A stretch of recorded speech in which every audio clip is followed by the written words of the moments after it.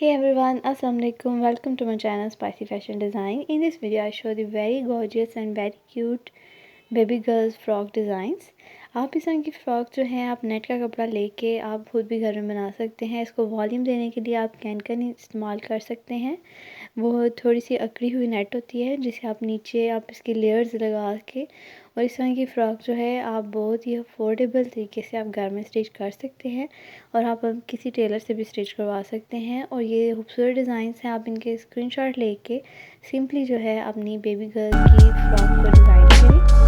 video को and तक देखें ताकि आप